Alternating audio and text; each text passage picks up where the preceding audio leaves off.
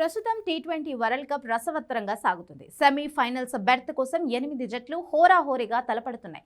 England తన బెర్త్ను confirm చేసుకోగా మిగిలిన 3 స్థానాల కోసం 7 జట్లు తమ అదృష్టాన్ని పరీక్షించుకుంటున్నాయి.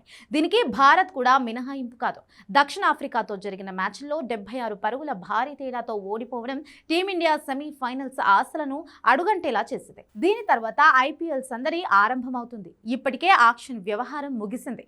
మొత్తం 10 జట్లు పోరాటానికి ఐపీఎల్ టైటిల్ పోర్ కోసం రెడీ అవుతున్నాయి. ఈ పరిణామాల మధ్య లక్నో సూపర్ జైంట్స్ సరికొత్త రూపాన్ని సంతరించుకుంది. ఈ ఐపీఎల్ సీజన్ కోసం ఒక కొత్త లోగోను ఆవిష్కరించింది. ఉత్తరప్రదేశ్ లక్నో సంస్కృతిని ప్రతిబింబించేలా దీన్ని రూపొందించింది ఆ టీం.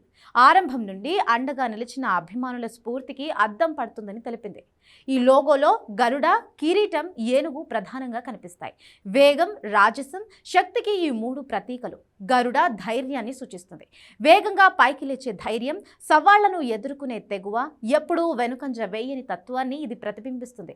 సూపర్ జైంట్స్ కూడా ప్రతి మ్యాచ్లో ఇలాగే ఆడుతుందని, ఓడిపోయే పరిస్థితుల్లోనూ వేగంగా పైకి లేచే వైఖరికి గరుడ నిదర్శనమని ఎల్ఎస్జీ పేర్కొంది. కిరీటం రాజసానికి, గౌరవానికి చిహ్నం. జట్టు మైదానంలోకి అడుగుపెట్టిన ప్రతిసారి మిలియన్ల మంది ఆశలను మోస్తుంది. ఈ జెర్సీని ధరించడం ఒక గౌరవం అని పేర్కొంది ఫ్రాంచైజీ.